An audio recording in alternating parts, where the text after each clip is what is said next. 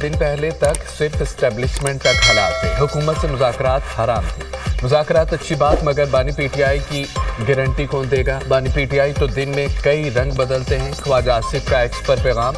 बानी पीटीआई को इक़्तिदार में लाने वालों में फैज़ हमीद सर फहरिस्त थे। इन दिनों की पार्टनरशिप 2 मई को भी थी, बाद में भी चलती रही। शहादतों से सामने आएगा किस तरह 2018 में धांधली की गई। पीटीआई की हुकूमत के दौरान सेनेट इंतखाबात हुए। इन तमाम चीज़ों के पीछे यही 2-3 किरदार नज़र आए।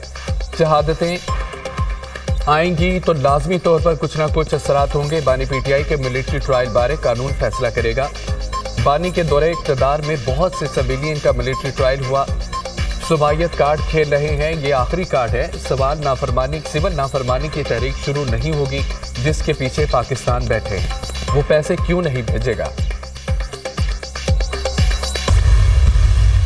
लीडर ऑफ अपोजिशन ने, पहले तो मैं उन्हें खुशामदीद कहूँगा कि अच्छा किया उन्होंने कि जो पार्लिमानी जमहूरियत का हुस्न है उसमें इजाफा करते हुए लश्कर कशी को छोड़ के पार्लिमान में आने को तरजीह दी।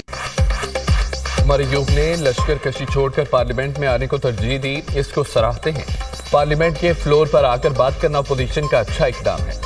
वहाँ दोनों तरफ से गलेलें चलती हैं, यहाँ दलील से बात होती है। अपोजिशन को तनकीद करने और हमें जवाब देने का हक है। महंगाई कम हो गई, शरह सूद मजीद नीचे आएगी, हम पर तनकीद करें और तस्हीह भी, लेकिन जो चीज़ें ठीक हो रही हैं उसकी भी तारीफ किया करें। महंगाई की शरह का तयन हुकूमती मशीनरी नहीं करती। वज़ीर कानून आज़म नज़ीर तारड़ का कौमी असम्बली में खिताब।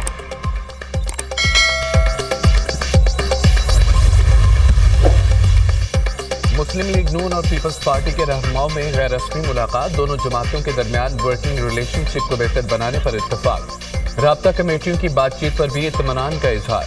दोनों जमातों का पार्लियामेंट के अंदर और बाहर अहम कौमी और सियासी उमूर पर ताउन जारी रखने पर भी इत्तफाक। सियासी जमातों को डायलॉग से मसाइल का हल निकालना चाहिए। हम किसी किस्म के जबर, ज़्यादती और इंतकामी रवैये के खिलाफ हैं। अगर किसी ने वाकई जुर्म किया है तो सज़ा तो मिलनी चाहिए। पीटीआई का फ़ौज से मुज़ाकरात का मुतालबा दुरुस्त नहीं। फ़ौज मुज़ाकरात नहीं कर सकती, अगर करेगी तो खिलाफ वर्जी होगी। कमर ज़मान कायरा की गुफ्तगू।